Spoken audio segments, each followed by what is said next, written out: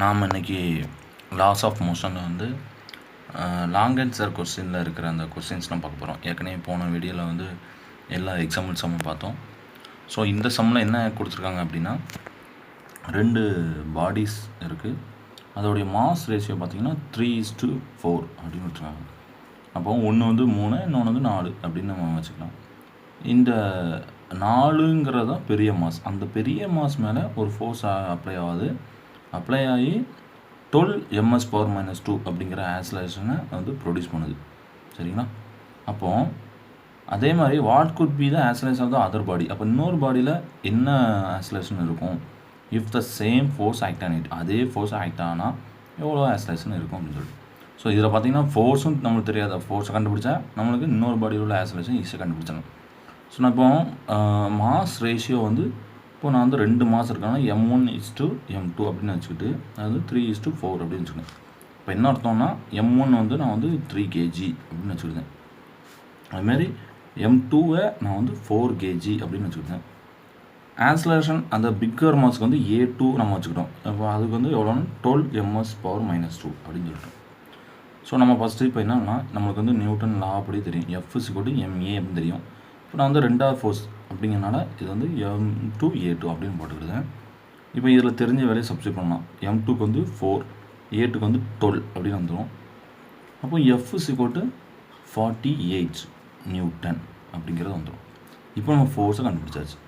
So இந்த ஃபோர்ஸை இப்போ இங்கேயும் அதே ஃபார்முலா தான். F = m1a1, அங்கே m2a2, இங்கே m1a1 போடுவோம். இதில் பார்த்தீங்கன்னா ஃபோர்ஸ் நம்மளுக்கு வேலை இப்போ தெரிஞ்சிச்சு. m1 3 kgன்னு தெரியும், ஆனால் ஆக்ஸலரேஷன் அந்த அதர் பாடியோட ஆக்ஸலரேஷன் நம்ம கேட்டிருக்கான். அப்போ நான் இது எப்படி a1 தேவை அப்படின்னா, இந்த m1 இங்கே வந்ததுன்னா F/m1 அப்படின்னு வந்துடும். Fக்கு வந்து 48 நியூட்டன், m-க்கு வந்து பார்த்திங்கன்னா 3. ஸோ 48ஐ 3ஆல் டிவைட் பண்ணால் 16 வந்துடும். இது வந்து a1. அப்போ ஆக்ஸலரேஷனுடைய யூனிட் வந்து ms/-2. ஸோ இதுதான் அந்த acceleration of other bodies. So 2வது சம்மில் என்ன கொடுத்துருக்காங்க அப்படின்னா, ஒரு மாஸ் ஒரு 1 kg அப்படிங்கிற ஒரு மாஸ் உண்டான பால் இருக்குது. இந்த பால் வந்து ஒரு 10 ms/-1 அந்த வெலாசிட்டிலேருந்து மூவ் ஆகிட்டு இருக்குது. ஒரு சவுத்து மேலே பட்டு வந்து பெர்ஃபெக்ட் எலாஸ்டிக் கொலிஷன் பட்டு வித் ஃப்ளோர், இந்த சவுரோ நம்ம ஃப்ளோரை ஏதோ ஒன்று நினச்சிக்கணும். அதில் பட்டு திருப்பி இப்போ நம்ம பட்டு எப்படி பால் ஒரே போட்ட டைரக்ஷன் வந்து ரிட்டர்ன் வருதோ அதே மாதிரி வருது. அப்போ அப்படி வரும்போது அதோடைய changing linear momentum of the ball அப்படின்னு கேட்டிருக்காங்க. லீனியர் மூமெண்டத்துக்கூட ஃபார்முலா நமக்கு தெரியும், P = mv அப்படின்னு தெரியும். ஸோ இப்போ அந்த சேஞ்ச் கேட்காங்க. ஃபஸ்ட்டு நம்ம இதுலேருந்து என்னென்ன கொடுத்துருக்காங்க நம்ம எழுதலாம். ஃபஸ்ட்டு மாஸ் கொடுத்துருக்காங்க. அப்படின்னா மாஸ் வந்து பார்த்திங்கன்னா 1 kg கொடுத்துருப்பாங்க. அதுமாதிரி வெலாசிட்டி v = 10 ms/-1 கொடுத்துருக்காங்க. ஸோ இதுலேருந்து நம்ம என்ன பண்ண போகிறோம் அப்படின்னா, சேஞ்சின் லீனியர் மூமெண்ட் ஆஃப் த பால் அப்படி பார்க்க போகிறோம். ஸோ சேஞ்ச் அப்படின்னு பார்த்தாலே நம்ம வந்து ஃபஸ்ட்டு என்ன பண்ணுவோம் அப்படின்னா, லீனியர் மூமெண்டம் அப்படின்னாலே P இனிஷியல் - PF இதுதான் change in linear momentum. Change in linear மூமெண்டத்தோட ஃபார்முலா. சரிங்களா? இப்போ PI எவ்வளோ வருது, நம்ம வந்து MV அப்படின்னு எடுத்துக்கிட்டோம். PF அதாவது இனிஷியல் மூமெண்டம், ஃபைனல் மூமெண்டம். இப்போ பால் பட்டு திருப்பி ரீபவுன்ஸ் அப்படின்னாலே திருப்பி அதே டைரக்ஷன் வருதுன்னு அர்த்தம். அப்போது இந்த டைரக்ஷனுக்கு ஆப்போசிட்டாக இந்த டைரக்ஷன் இருக்குது, பந்து பட்டு திருப்பி வருது. அதனால் இதே M வந்து -v போட்டிருக்கேன். M வந்து அப்படி தான் இருக்கும், ஆனால் வெலாசிட்டி போன டைரக்ஷன் வந்து ரிட்டர்ன் வரதுனால -v போட்டிருக்கேன். இப்போ வந்து -mv அப்படி போட்டிருக்கலாம். இது வந்து PF. சரி, சேஞ்சிங் மூமெண்டத்துக்கு வந்து நம்ம ஃபார்முலா எழுதணுமா, அதே தான் திருப்பி எழுதுங்க. சேஞ்சின் லீனியர் மூமெண்டம்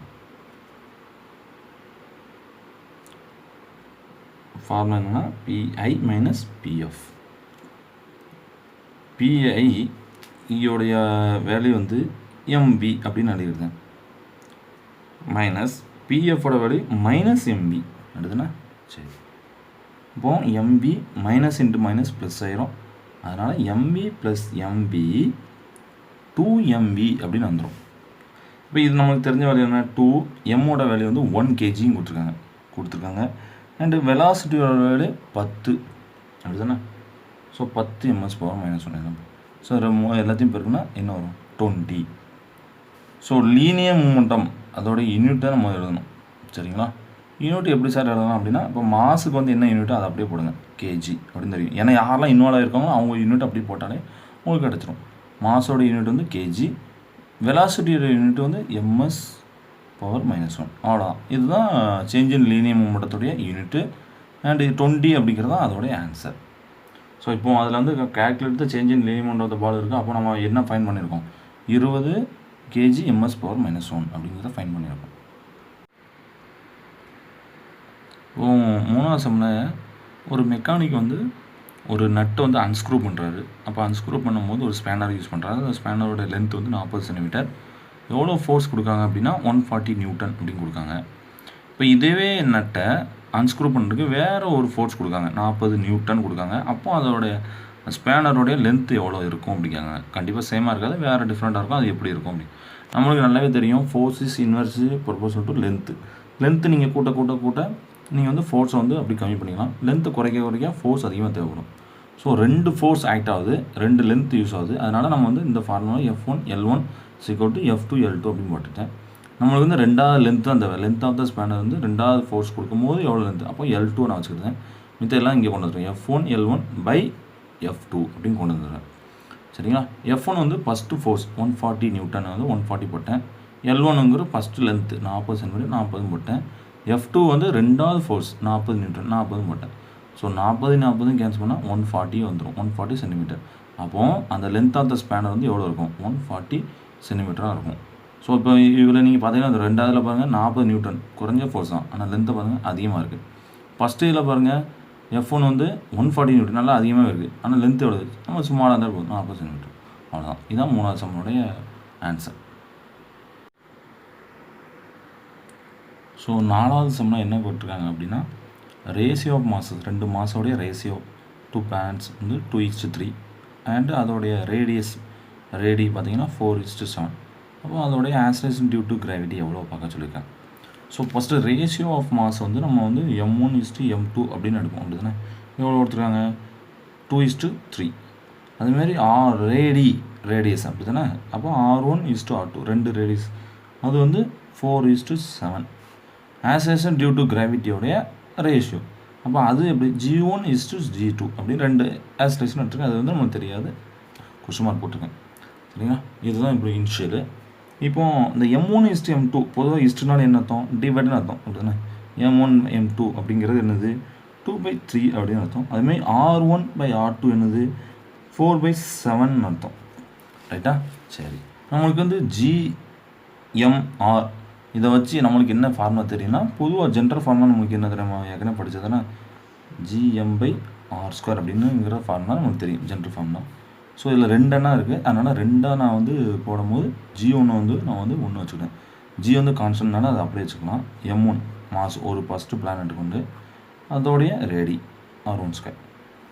அதுமாரி G2 அப்படிங்கிறத நான் வந்து எப்படி எடுத்துக்கிட்டேன் அப்படின்னா, கேபிட்டல் G வந்து கான்ஸ்டன்ட் தான், அங்கே வந்து மாஸ் வேறு, அதனால் M2 டிவைட் பை அங்கே வந்து ரேடியஸ் வேறு R2².